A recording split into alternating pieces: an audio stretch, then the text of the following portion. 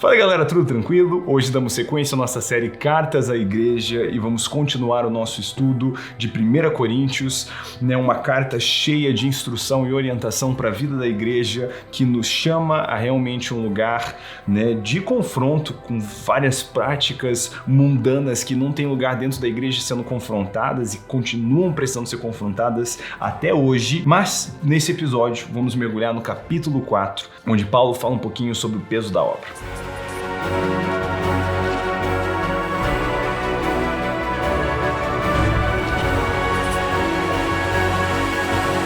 Então, vamos começar lendo capítulo 4, versículo 1. Assim, os homens devem nos considerar servos de Cristo, encarregados dos mistérios de Deus. Muito legal, já vou fazer um parênteses aqui. Esse encarregados dos mistérios de Deus é muito legal, mas a palavra que ele usa aqui, servos de Cristo, ele usa uma palavra no grego que é o huperetes. Eu não sei pronunciar isso direito. Huperetes Christus.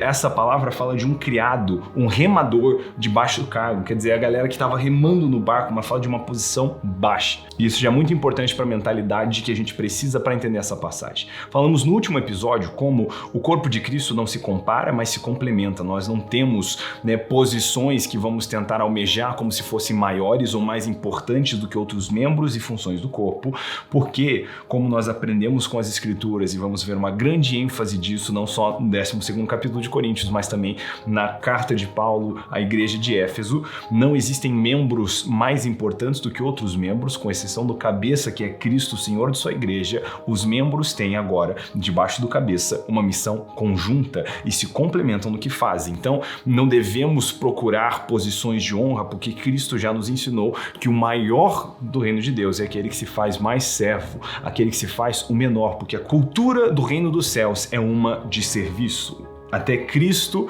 sendo Deus, não esteve entre nós para ser servido, mas para servir. Esse é o exemplo do nosso mestre.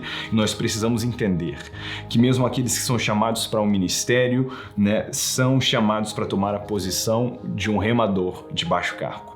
É disso que Paulo está falando. Ele continua no versículo 2. Além disso, o que se requer de pessoas assim encarregadas é que sejam encontradas fiéis. Fidelidade é esperada dos servos de Cristo. No entanto, pouco me importa se sou julgado por vós ou por qualquer tribunal humano. De fato, nem eu julgo a mim mesmo, pois embora eu esteja consciente de que não há nada contra mim, nem por isso me justifico. Pois quem me julga é o Senhor. Portanto, nada julgueis antes do tempo, até que venha o Senhor, o qual não só trará à luz as coisas ocultas das trevas, mas também manifestará os motivos dos corações. Então, cada um receberá o seu reconhecimento da parte de Deus. Paulo traz algo interessante, falando da posição de um servo de Cristo. O que é exigido desses servos de Cristo é fidelidade. De fato, os servos do Senhor precisam ser obedientes e fiéis sobre o que receberam e continuar dando a cara para bater, continuar sendo fiéis independente do que acontece. Agora ele diz, eu não ligo se alguns de vocês estão me julgando, porque nem eu mesmo me julgo. Só que aqui ele está falando de um julgamento passado, que vem da parte do Senhor. Ele fala sobre não julgar antes do tempo. Então, nós sabemos e vamos falar mais sobre julgar frutos, atitudes das pessoas e de discernir separações que precisam ocorrer e um pouquinho sobre a parte do que nos é necessário julgar. Mas julgar antes do tempo quer dizer que tem um devido tempo para que um julgamento seja passado em algumas questões. E Paulo está falando aqui, e parece o que ele está dizendo quando ele fala sobre o Senhor passar esse julgamento, que ele está falando dessa separação escatológica que é feita pelo Senhor, as obras que permanecem pelo fogo e as que não permanecem pelo fogo. De fato, as intenções ocultas e o nosso coração não pode ser enxergado pelos homens, mas por Deus. E nesse quesito é Ele que vai passar o julgamento de quem juntou ou espalhou. E nesse dia teremos surpresas de ver pessoas que expulsaram demônios em seu nome, de que curaram enfermos, mas que não tem parte no corpo de Cristo. Então é disso que ele está falando aqui. Ele continua no versículo 6, trazendo um contraste do orgulho que alguns têm na comunidade de Corinto, enquanto os apóstolos são chamados para viver em humildade. No versículo 6 ele diz, irmãos, apliquei essas coisas a mim e a Apolo por causa de vós, para que aprendais por nosso intermédio a não ir além do que está escrito, de modo que nenhum de vós se encha de orgulho em favor de um contra o outro. Pois quem te faz diferente diferente dos demais? E o que tens que não tenhas recebido? E se o recebeste, por que te orgulhas como se não o tivesses recebido? Então, de novo, Paulo está até mostrando a situação que aconteceu com ele e Apolo como exemplo, que eles não estão competindo, eles não estão se comparando, eles estão se complementando. E Paulo traz isso, falando se conosco é assim, né, com eles que estão nessa posição de que são responsáveis pelo plantio e ter aguado essa comunidade em Corinto, ele está falando vocês que estão congregando aqui, né, se Paulo não pode ser maior que Apolo, por que vocês estão tendo essa discussão entre vocês? Porque você é maior que o seu irmão, que recebeu algo da parte de Deus? Não, quem te deu isso foi Deus. Qual é o seu mérito, né, para se gabar disso? Então ele traz esse contraste e de fato nós precisamos entender que vamos receber de acordo com a nossa capacidade de ser fiel com o que recebemos e vamos receber porções diferentes, mas quando vemos alguém que recebeu mais, a gente devia se alegrar nessa capacidade maior e nessa fidelidade maior talvez, porque é sobre o mesmo time, você tá entendendo? Então não olhamos para isso de maneira egoísta nem arrogante, mas em humildade somamos os nossos esforços. No versículo 8 ele diz: já estáis satisfeitos? Já estáis ricos? Sem nós já chegaste a reinar? Quisera eu reinasseis de fato, para que também nos reinássemos convosco, porque me parece que Deus colocou a nós, os apóstolos, como últimos, como os condenados à morte, pois nos tornamos um espetáculo para o mundo, tanto para anjos como para homens. Somos um absurdo por causa de Cristo, mas vós, sábios em Cristo. Nós somos fracos, mas vós, fortes. Sois estimados, mas nós, desprezados. Até o presente passamos fome e sede, vestimos-nos de trapos e somos esbofeteados e não temos pousada certa. Cansamo-nos trabalhando com as próprias mãos. Quando somos ofendidos, bendizemos. Quando perseguidos, suportamos. Quando difamados, respondemos amigavelmente. Até o momento, somos o lixo do mundo e a escória de todos. Então, o que está acontecendo nessa palavra pesada? A comunidade de Corinto está se sentindo tão respaldada por ter sido alcançada por Cristo, estar livres em Cristo Jesus, que agora eles estão tomando posições arrogantes, de superioridade, sentir superior por estar em Cristo de quem não está. E alguns, a gente falou sobre isso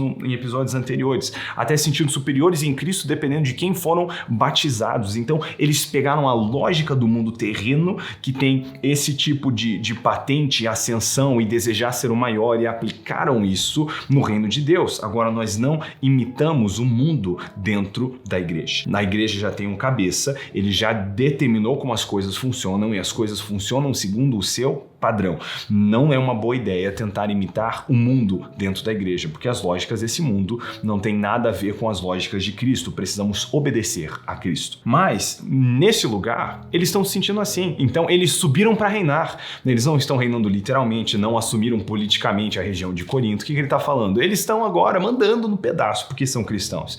E Paulo está dizendo: quisera eu estar reinando com vocês. Quer dizer, nós, apóstolos, a gente não está nessa posição que vocês estão assumindo de subir no trono e querer ficar determinando como as coisas são. Amados, esse corpo tem um cabeça só, e esse cabeça é Cristo Jesus. O resto de nós somos servos e precisamos entender isso. Vamos servir em funções diferentes, mas todos nós somos servos. Então, Paulo diz: nossa, vocês são sábios por causa de Cristo, mas nós somos um absurdo. Vocês são fortes, nós somos fracos. E ele fala desse contraste onde essas pessoas não estão vivendo o evangelho coerente, porque, amados, e aqui, até assim, né, zoom, escuta comigo, o evangelho não é um clubinho de superioridade, de jeito nenhum.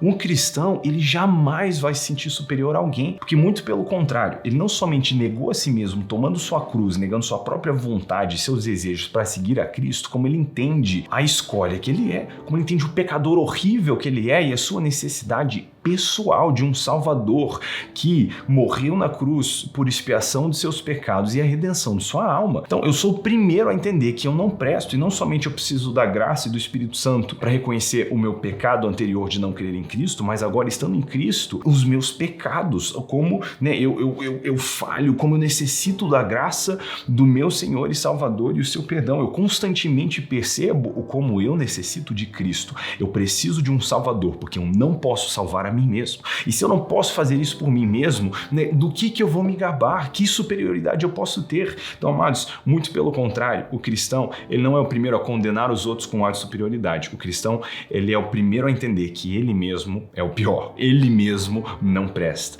E que os outros carecem da mesma graça que ele mesmo carece. Então, isso muda a maneira que nos relacionamos com as pessoas. Enquanto a comunidade de Corinto está subindo para esse lugar arrogante, os apóstolos estão trabalhando de um lugar de humildade. E é esse o lugar que nós precisamos estar. E eu quero fazer um parênteses aqui, amados, porque pensando nos que estão no ministério, eu sei que aqui, entre vocês que acompanham, existem muitos de vocês que estão, né, no ministério, estão servindo ao Senhor, participando da vida da igreja local. E isso é uma honra. Participar da obra de Cristo é uma honra. Obviamente, todo cristão vai ministrar ao Senhor de algum lugar, participar da obra de Cristo, mas eu digo sobre esses que receberam essa honra de participar, né, do episcopado, daquela vida da igreja local, dos ministérios da igreja local, que preparam o povo santo para o cumprimento da obra de Cristo. Spoilers, quando chegar em Efésios. Mas, apesar de uma honra, nós precisamos entender que o próprio Cristo nos avisou que teríamos aflições nesse mundo.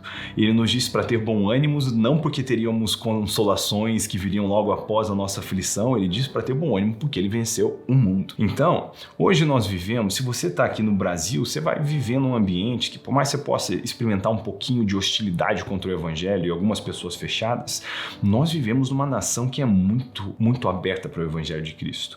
É muito diferente. Nesse exato momento, os nossos irmãos da Índia estão sofrendo demais, né? Nossos irmãos no Oriente Médio são brutalmente perseguidos, os nossos irmãos na China, na igreja underground, eles sofrem, sabe? E nós precisamos entender que essa honra, né, que é servir a Jesus, não diz respeito a estar livre do sofrimento, mas sofrer pelo nome de Cristo é uma honra, é um privilégio. Então, enquanto, né, a comunidade de Corinto está se sentindo superior, porque agora eles têm uma vida sábia e rica em Cristo Jesus, os apóstolos estão apanhando e sendo presos. E é isso que nós não podemos confundir, né, o que é que nós recebemos e o privilégio que é caminhar com Cristo, porque Jesus nos avisou que se com o mestre ele foi maltratado, torturado e morto, seria feito pior com seus alunos, com seus estudantes, com seus discípulos. Então a gente precisa entender e estar pronto para receber o sofrimento de bom grado. E como que nós lidamos com esse sofrimento? Ele diz: quando somos perseguidos,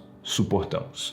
Quando somos ofendidos, bendizemos. E quando difamados, respondemos amigavelmente. É isso. Nós podemos ser o lixo do mundo e a escória de todos, mas quando sofremos, suportamos. Quando somos difamados, respondemos amigavelmente. Afinal de contas, a nossa briga não é contra a carne. Você não quer gostar de mim? Quer falar mal do ministério? Tudo bem. O problema, sinceramente, não é meu. Se eu estivesse trabalhando para mim, seria meu problema. Mas eu estou trabalhando para Cristo, não é problema meu. E quando ofendidos, bendizemos. Então, é isso, sabe? Essa honra, nós participamos disso entendendo a alegria que isso é. E a obra, ela vai ter um peso. Obviamente, o vento enche a vela quando estamos em direção ao que o Espírito Santo está fazendo, no sentido que não é o nosso braço que vai fazer isso acontecer, mas o servo de Cristo trabalha com as mãos. Ele rema o barco. Não é a gente que está movendo isso, mas nós participamos com diligência. E assim, eles trabalhavam constantemente, né, pela obra de Cristo. E nós precisamos entender, cara, que vai haver cansaço.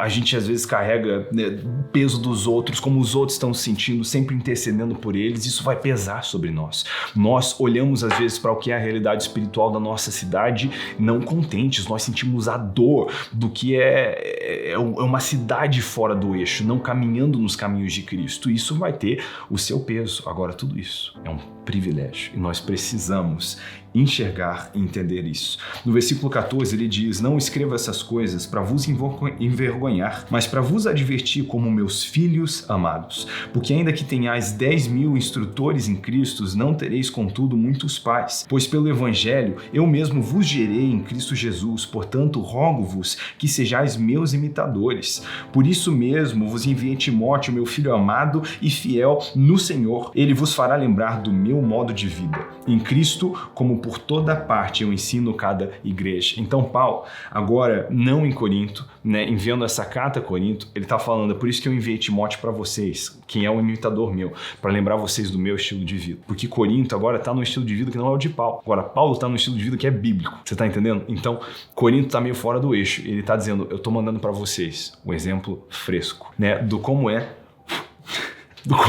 a maneira que vivemos. Ele traz essa terminologia interessante falando vocês são filhos gerados por mim, quer dizer, foi Paulo que conduziu essa comunidade a Cristo, foi ele que, né, plantou essa igreja, não fundou. A igreja foi fundada por Cristo, como ele mesmo disse, não se joga outro fundamento, mas essa comunidade da fé, né, foi plantada pela pregação de Paulo. Então ele está dizendo, cara, vocês sabem que eu amo vocês, afinal de contas, vocês estão aí, porque eu tive obedecendo a Cristo, fui maltratado quando anunciei na sua região, né? Então é de um lugar de amor que vem essas orientações, mas ele está dizendo, vocês precisam ser lembrados do nosso estilo de vida. E amados, é isso. Talvez esse vídeo precisa ser para algum de nós justamente isso. É um lembrete do nosso estilo de vida.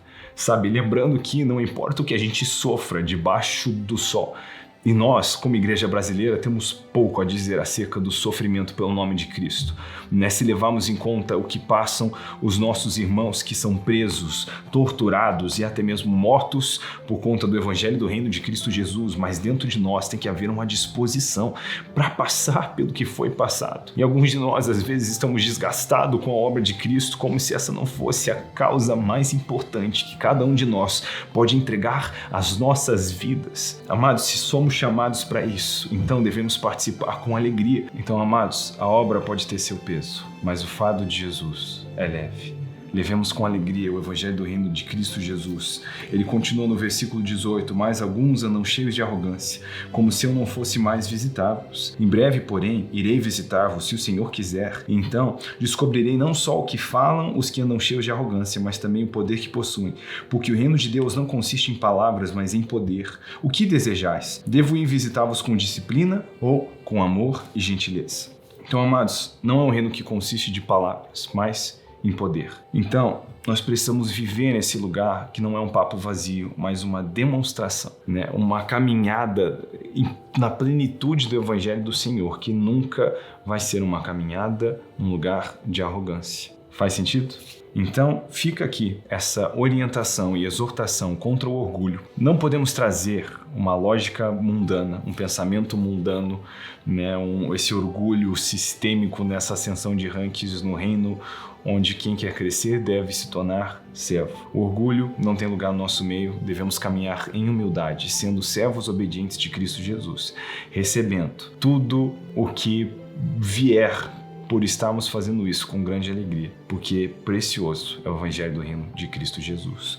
Então, não fique procurando esse lugar alto, essa posição elevada, onde você vai ser aplaudido, né, respeitado, porque no caso dos apóstolos, por quem nós estamos aqui hoje, isso parecia com apanhar bastante, ser preso, ser maltratado e não saber onde eles iriam dormir. Então, um lembrete do nosso estilo de vida. Deus abençoe, nos vemos no próximo episódio.